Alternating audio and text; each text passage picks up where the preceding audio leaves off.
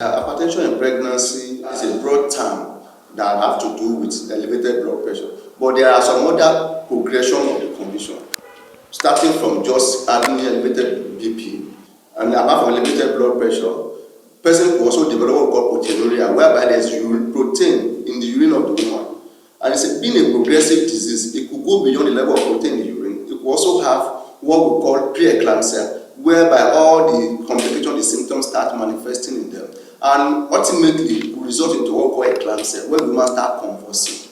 And with this, the treatment is based on the stage of this condition. For those who develop just hypertension in pregnancy that does not go beyond that level, what we do is to advise them on lifestyle management, no alcohol, no smoking as much as possible, lose weight. Of course, in pregnancy, losing weight may be another challenging period, but all this we do to make sure as much as possible the dietary control to minimize the effect of it.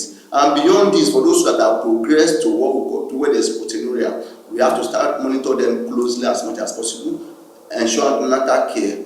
But the principle, essentially, at this stage, is to make sure we control the blood pressure by giving them antihypertensives, and they must be regular on antihypertensives. And beyond this, we control as much as possible all the issues surrounding pregnancy to ensure that they don't convulse. And we give them what will prevent convulsion, the medication that will prevent convulsion. And for those who have convulsed, we want to do that is fitting. We want to ensure that we make sure we stop the convulsion as fast as possible and prevent further convulsion. And while we are doing this, we make sure that we check some chemicals in their body, we call them electrolyte. And if anyone that is not normal, we try as much as possible to correct them and then make sure we stabilize them. And ultimately, we want to deliver them through the fastest possible means.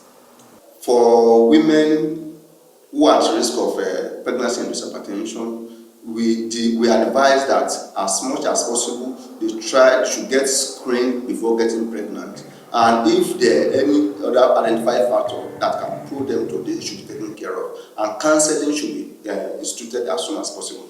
And once they are pregnant, it's advisable that they register their antenatal care. We should have someone who is certified, a nurse, midwife, doctors who will supervise such pregnancies. And for those who already have a big elevated blood pressure, called chronic hypertension and before pregnancy, those people should be managed by specialists. They should not be the one that go to the peripheral hospital centers. They should be managed by specialists so as to control their blood pressure and prevent or worsen of their situation. And once they identify any symptom from what I've been mentioning there, they should immediately, no delay, without delay, seek expert care and advice.